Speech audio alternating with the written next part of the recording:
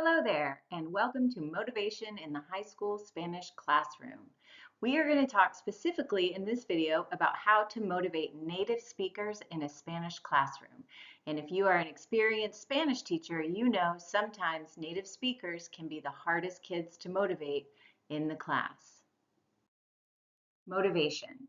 Motivation is what runs this world. It's how we get things done. But what drives people to do what they do? And more specifically, why do students behave the way that they do? Sometimes it can be so difficult just to motivate yourself, but as teachers, we have the extra added responsibility to motivate our students. So what can we do to help increase student motivation? We want to motivate our students to not only learn our content, but to also develop a growth mindset. In this video today, we're going to talk about three theories of motivation: the expectancy value, causal attribution, and goal orientation theories, so that you can better understand the idea behind motivation. And then we're also going to include some strategies for you to use in your Spanish classroom, specifically with your native speakers, but also with all of your students. The expectancy value theory is the first theory that I want to discuss with you today. This theory states that one's motivation is determined by two factors. One, whether they expect that they can succeed or not on a task, as well as the value that they attribute to the task. For me, the heaviest weight of these two components is the expectancy. If a student has low self-efficacy, if a student doesn't expect to do well on the task, chances are they're not going to do well on a task. It's almost a self-fulfilling prophecy. However, if the student believes that they're going to do well on the task, chances are they're going to figure it out and they're going to do well. But their value that they place on the task is also important.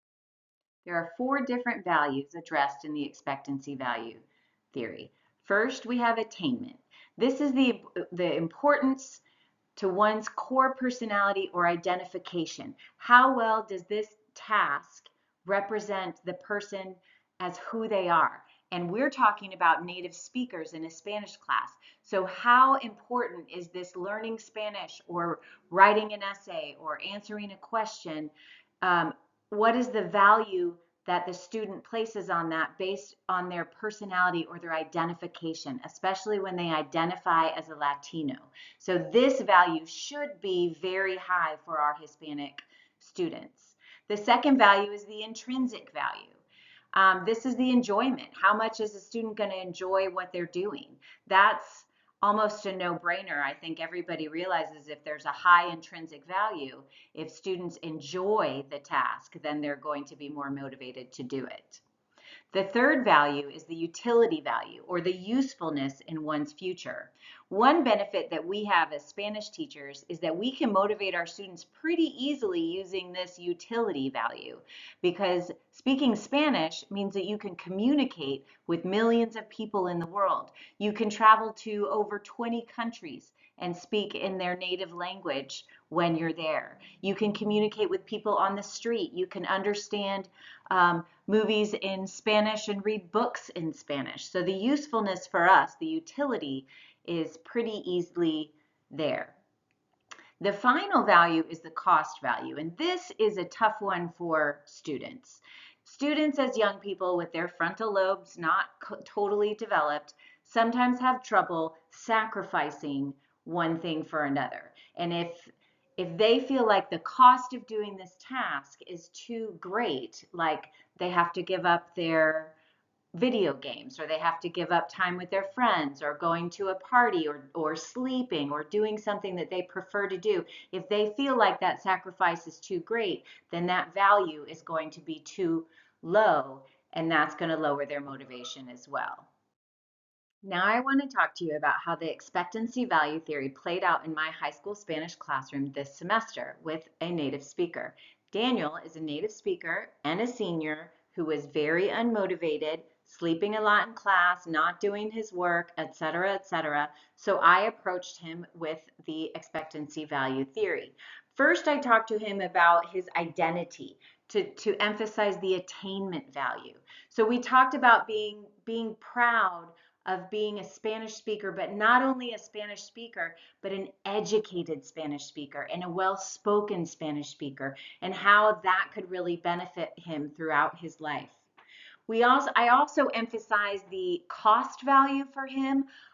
Daniel's very quiet, so I never quite figured out if he has low self-efficacy or high self-efficacy, but either way, I sort of showed him both possibilities without being too direct. If his self-efficacy was high, I pointed out that if he would just do the work, just write the words on the paper, it really doesn't take that much effort. And so that's very low cost to him. But if he had low self-efficacy, then he probably didn't want me hovering around pointing it out to him. And so if he would just do his work, he would get less attention from me, the teacher, and that would cost him less than not doing the work and have me hover all the time. Whichever one it was, it worked. Daniel now does his work in class and does not sleep. However, one thing that the expectancy value theory does lack is it doesn't cover all possible issues with motivation, because although Daniel does stay awake and do his work during my class when he's here, he now has a motivational issue with attending school. So his attendance has dropped a great deal, and I'm not sure what we can do to get him to attend school, but the expectancy value theory that I used in my classroom did not necessarily affect his attendance. In addition to the strategies that I used with Daniel that I just explained to you, I have a couple of other strategies you could use to increase expectancy and value with your students, especially with your native speaker students. To increase expectancy, you can help them set clear and simple goals. Try to pick out the basic vocabulary that they can use in their answers. Make their success attainable. The more pride they feel and the more success they feel in being able to do something will increase their self-efficacy, which will increase their level of expectancy. The same thing goes for skill development. Identify the gaps. Is there a problem with verb conjugation? Is there a problem with spelling? Is there a problem with the higher level grammar? Find out what the issue is and work on those skill developments. And one more strategy that you could use to increase the value is maybe demonstrate the social value. So again, with the attainment, pull in some role models. Talk to them about other students in your class or in the school that do well, that are Hispanic and really enjoy learning and are well educated Spanish speakers, or even role models from the public. The causal attribution theory developed by Fritz Heider might be another motivational theory that can be applicable in your Spanish classroom. This is the idea that self-concept influences the expectations and the outcomes of one's behavior. So with this theory, you have three dimensions of causal attribution. We have the locus, which is internal versus external. Does the student believe that their situation is due to external forces that they can't control, or is it something that comes from inside that they could make a change? The next dimension is stability. Is their situation stable or unstable? If it's stable, that's something that's consistent. It's not going to change. And if it's unstable, it is something that can change and can be redirected. In this theory, I believe it is stated that somebody's ability is viewed as stable. But in my opinion, I think it's best to view ability as being unstable, because ability is something you can work on through strategies to improve and increase, and that can make that dimension unstable.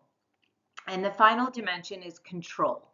Is the student's situation controllable or uncontrollable? If a student believes that they are in a situation or doing a task that is their surroundings are uncontrollable, then they will feel helpless, like there's nothing they can do, and they do not take ownership or responsibility, therefore have less motivation.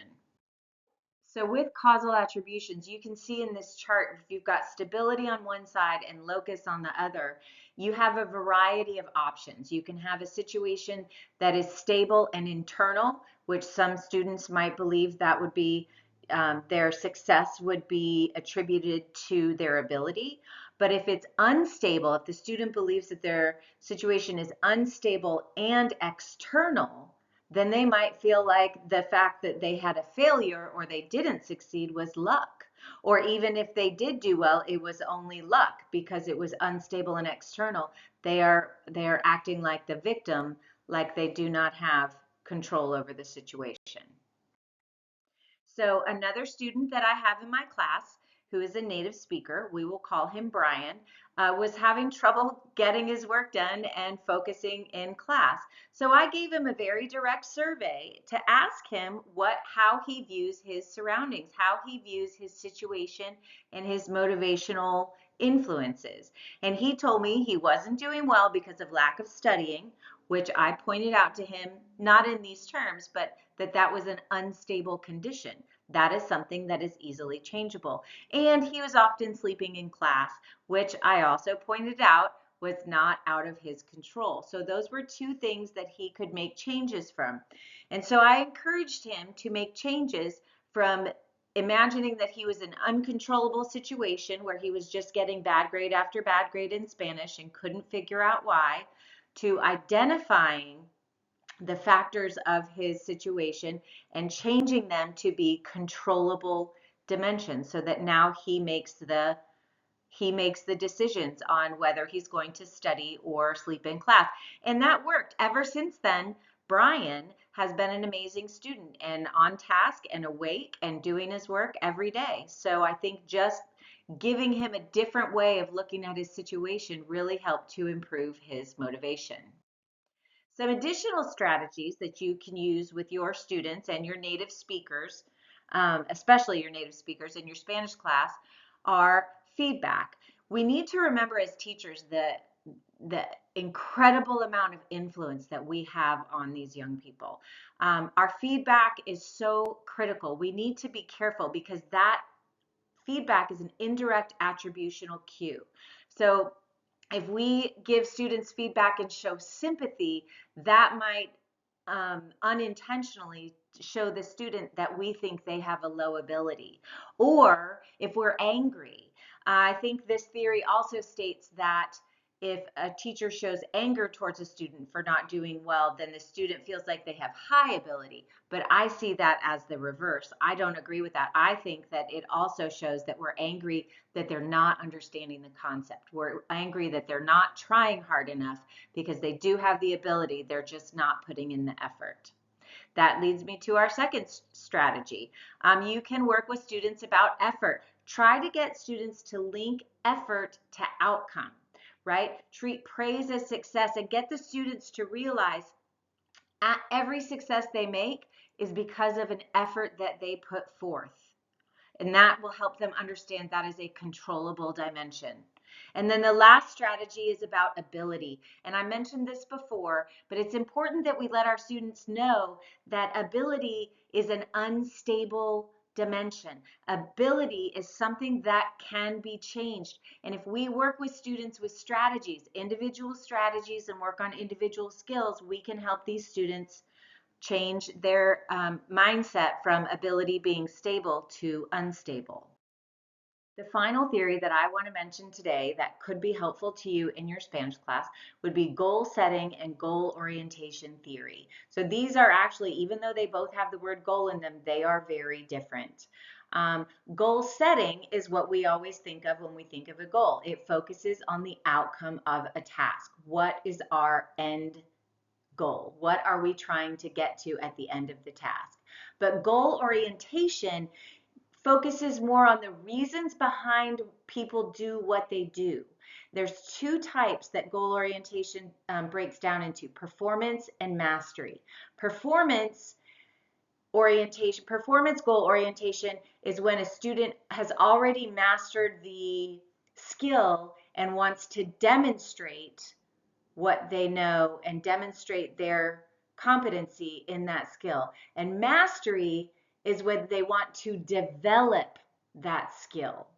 Under both performance and mastery, we have approach or avoidance. So if you have a performance approach goal orientation, that means that you can do it well and you do it to, you approach the situation instead of avoiding it. So you go forward to do it, and you're doing the performance more to impress others than you are for internally learning it yourself. And then the avoidance would be you're avoiding showing your lack of competence to other people. So a performance is really something you do to perform for others. When the mastery goal orientation, I think this is the more important goal orientation, because this is the one, if you can get a mastery approach, that would be the ideal scenario, because they're trying to develop mastery and they're approaching the situation or approaching the task, not hiding from it, so that they can learn more for themselves. And mastery avoidance would be where they instead of wanting to develop the skill, they are afraid to develop the skill. So since they don't have the skill, they try to avoid it altogether. Okay, some strategies for goal orientation that we can use in our Spanish classroom. First, we have minimize performance avoidance goals. This is when the students are just avoiding the task because they don't want to expose their incompetence, which also means they are hiding and they are not learning anything. We want to encourage our kids to have a growth mindset and to always look to be a lifelong learner. So on the same lines of that, we want to promote the mastery goals. We want to promote the mastery approach goal orientation, because we want them to try the task and move towards it instead of avoiding it, and try to develop their skills. Now, as far as goal setting, I feel like this is mostly common sense. Most of us use goal settings in our daily lives as well as our classrooms. But having long-term goal helps you with your purpose or direction, why you're doing what you're doing. And then also to have multiple short-term goals. They need to be attainable and help you go step by step in order to get to the long-term goal. So these are goals that work together, the long-term and short-term goal, and we can help our students attain motivation and success by setting goals. Okay, just to wrap up, I want you to remember all three of these motivational theories. We have expectancy value, we have causal attribution, and we have goal orientation. So all three of these could be affecting many of your students in your class, could be explaining why they're doing what they're doing, or why they're not doing what they're doing, and help you to decide how you can motivate them to do better. Moving forward, I hope you've gathered some things in this video that you can take with you to your classroom. What I personally am going to take with me moving forward is I am going to encourage attainment and usefulness of the Spanish language, so that my native speakers remember how important it is to speak their language well. I'm also going to be careful with my feedback and make sure it's always positive and honest, so there's never any misunderstood communication with my feedback. I'm also going to encourage my students to self-identify their negative attributions, to really self-analyze what they think and where they think it's coming from. So to decide, can I change this? Is this controllable? What is my part in it? And of course, I'm going to continue to have my students set long-term and short-term goals so that they can reach their destination. I hope this video was helpful for you, and I hope you can take some of these strategies and some of these motivational theories back to your classroom, and they can help you help your students, because that's what we're here to do, is help our students. We are here to change the world one student at a time, and you can do it.